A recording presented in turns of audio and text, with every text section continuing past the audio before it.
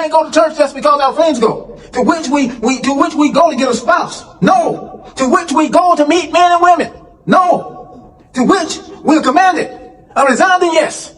We're commanded to fellowship with one another. We're commanded to go to church and meet the first day of the week. We're commanded to be in fellowship. David says it like this before they were ever in the church. He says, behold how good and how pleasant it is for brethren to dwell together in unity. How good and how pleasant it is. There's strength in numbers. There's strength when you're around other Christians. There's a kindred spirit, that is there in the midst of the Christians when they come together that you don't have when you're by yourself at home. A resounding yes. They miss out on the strength and the fellowship of like-minded believers. They miss out on the worship, worship together, where God is there in the midst of them, because he said that wherever 2 or 3 are gathered together in my name, he said, there I am in the midst of you. Because they stay home to get rest. They stay home to get rest from the activities of the week before. They stay home in order to recover, to get ready for the next week of toil and turmoil at work. They stay home to get that. And sometimes they stay home because they just need to catch up. They need to catch up because they can't seem to catch up when they're at work.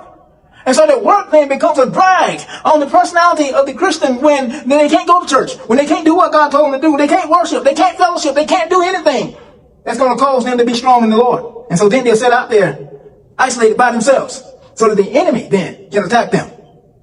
Right after this rebuke, James tells them, he tells the people, he tells us, he says, God gives grace to the humble. He says, submit yourself to God first, then resist the devil, and he'll flee from you. Notice that there are 10 commandments that go along with this verse in James. The first one is submit yourselves to God. God didn't ever tell us to try to face the devil without him. He says resist the devil. We are not going to put up much resistance to the devil if we don't first submit ourselves to God. For what he says is this, he says, anytime, we're no match for him anyway. We're no match for the devil in our own strength. Anytime we're dealing with the devil, the Bible tells us to make God our priority first. It says, be strong in the Lord and in the power of his might.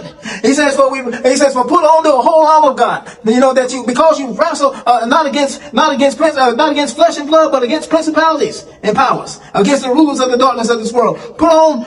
Be strong in the Lord and in the power of his might.